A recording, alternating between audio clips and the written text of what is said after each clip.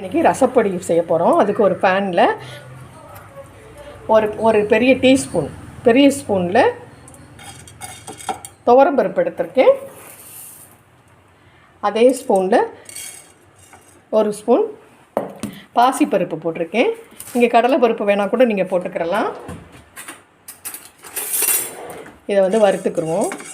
இது கொஞ்சம் நல்லா சூடாகிக்கிறட்டும். இந்த ரசம் ரொம்ப டேஸ்ட்டாக இருக்கும். ஒரே மணமாக நல்ல வாசனையாக இருக்கும்.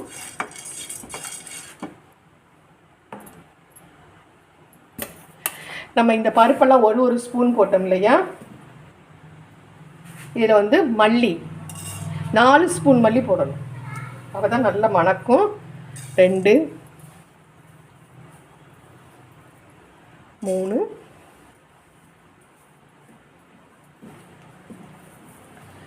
4 ஸ்பூன் மல்லி. மற்றதெல்லாம் ஒன்று போட்டிருக்கேன்.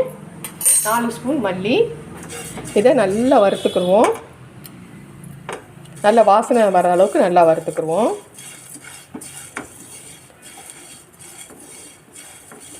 இது ஈஸியாக பண்ணிடலாம். இந்த ரசம் நம்ம ரெடியாக நம்ம அரைச்சி நம்ம வச்சுக்கிட்டோம்னா வெளியில் வச்சாலே நல்லாயிருக்கும்.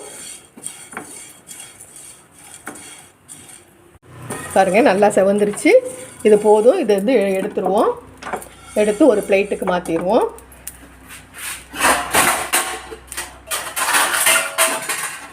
இதை உடனே ஒரு பிளேட்டுக்கு மாற்றிடணும்.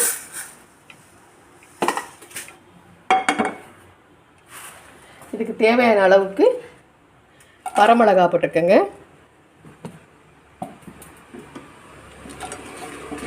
இது கொஞ்சம் வதங்கினா போதும். கொஞ்சம் சூடு ஏறினா போதும். நம்ம மிக்சியில் போட்டு ஆறின உடனே எல்லாத்தையும் இது பண்ணிடுவோம்.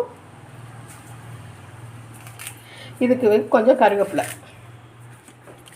கொஞ்சம் லேசாக வதங்கின மாதிரி இருந்த கருவேப்பிலை கூட இருந்தால் போதும், போட்டுடலாம்.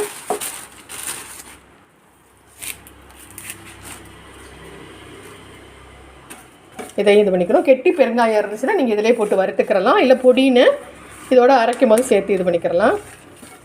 இந்த கருவேப்பிலை கொஞ்சம் லேசாக வதங்கட்டும். ரொம்ப முறுமுறுன்னு ஆக வேண்டாம்.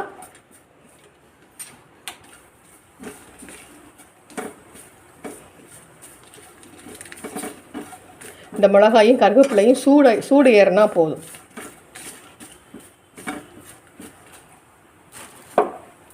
பாருங்கள், இந்த மிளகா தொடுற அளவுக்கு சூடாக இருந்தால் போதும். இப்போ ஆஃப் பண்ணிடுவோம்.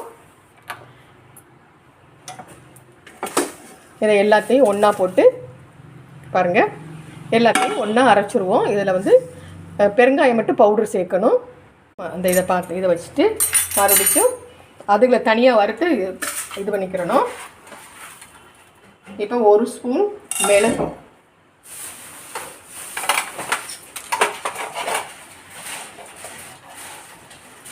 அதே மாதிரி 1 ஸ்பூன் ஜீரகம். இதுலையே தோல் உரிக்காமல் வெள்ளைப்பூண்டை போட்டுக்கோங்க. இதை அப்போ தான் ரொம்ப நல்லாயிருக்கும். தோல் உரிக்க வேண்டாம்.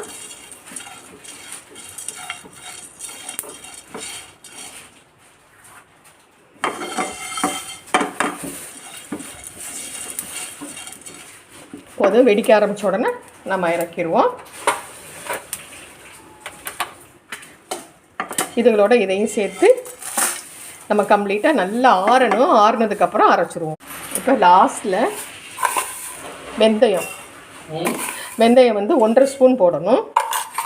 இதையும் நல்லா செவுக்க வறுத்துக்குருவோம். அவ்வளோதான். இது கொஞ்சம் நல்லா செவப்பாகணும். ரொம்ப கருகிடக்கூடாது. இந்த வெந்தயமும் இந்த நம்ம போட்டிருக்கிற மல்லின்னா இதில் ரொம்ப நல்ல வாசனையாக இருக்கும்.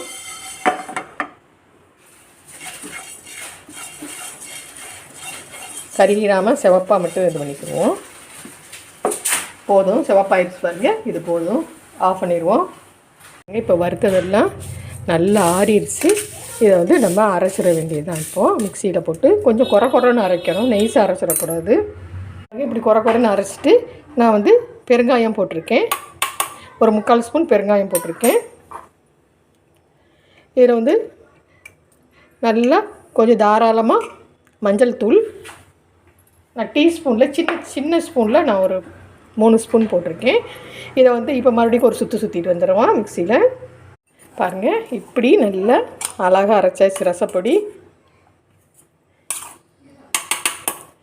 பாருங்கள் எப்படி குறன்னு இருக்குது பாருங்கள், இந்த மாதிரி இருக்கணும்.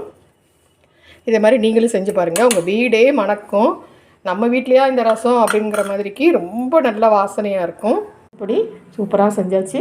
இதே மாதிரி நீங்களும் செஞ்சு பாருங்கள், ரசம் வச்சு பாருங்கள், ரொம்ப சூப்பராக இருக்கும். இது நிறைய மணமாக இருக்கும்.